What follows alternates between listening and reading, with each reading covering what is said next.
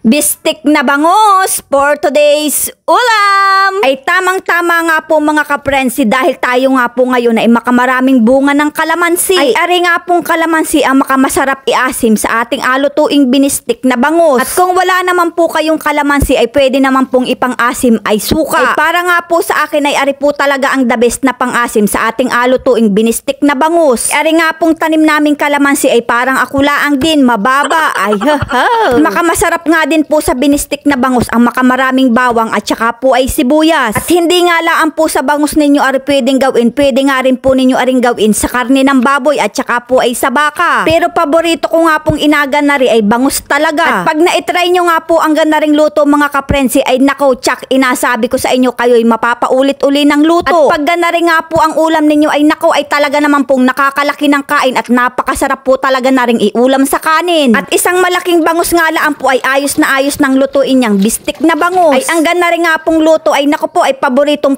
nga po ari ng aking itay at palagi nga pong nagaluto ng ganari. At hiwain na nga po natin ng palapad yung ating bangus. Ay ang inagawa nga po namin din ay inapalapad namin yung bangus saka namin aputol-putulin. Pero ang agawin nga po natin ngayon ay apalaparin laan po natin at alutuin natin ng isang buo. At hindi ko na nga rin po yan atanggalan ng tinik at baka nga po pag pinirito natin ay magkadurog-durog. At ganyan nga laan po mga kaprensi ang ating agawin, palaparin nga laan po natin yan. Kaya nga po yung isang malaking bangus ay pwedeng-pwede nang gawing bistik. Pagkabaak nga po niyan ay lagyan nga po natin yan ng toyo. Toyo po ha, hindi toyo sa utak. Pag nga po toyo sa utak ang nilagay nyo dyan, ayan po ay magaiba ng lasa. At ilagay na nga rin po natin yung ating pinigang kalamansi. At budbura na nga po natin yan ng dinurog na paminta at saka po ay hiniwa-hiwang bawang at saka po ay sibuyas. Para nga po manuot ang lasa ay ibabad nga po muna natin yan ng mahigit 3 oras. At pag nagaluto nga po kami niyan mga kaprensi ay talaga naman pong magdamag pa naming inababad yan para po talaga namang nanunuot ang kanyang lasa. Dahil nga po 3 oras na nating ibinabad yan ay atin na nga pong iprito yan. At kalimitan nga po pag ako'y magaluto na rin ay inaputol-putol ko muna. Ngayon laan po tayo magaluto ng isang buo na rin. At dahil nga po luto na yung kabila niyan ay atin na nga pong baligtarin yan. At ayan nga po buo pa rin naman po siya kaya laang ay talaga naman pong naghiwalay sila. Pagkaluto nga po ng pinirito ay ginisa na nga po natin yung bawang sibuyas na kanyang pinagbabaran. At syempre nga po hindi mawawala ang ating sili. At ilagay na nga po natin yung ating piniritong bangus. At ilagay na nga po natin yung kanyang pinagbabaran at takpan nga po muna natin hanggang sa siya ay kumulo. At ayan, pagkalipas nga po ng ilang minuto ay luto na ang ating binistik na bangus. At pag ganari nga po ang ulam mga kaprensi ay nakaw, inasabi ko sa inyo ay talaga naman pong taob ang isang kalderong kanin. Kaya naman mga kaprensi, ano pang inaintay natin dyan? Sakmala na! At dahil nga po 3 oras natin binabad yan ay talaga naman pong makamalasa. Kaya naman mga kaprensi, kung naibigan nyo nga po aring video ng ari, palike and share na lang po. Maraming salamat!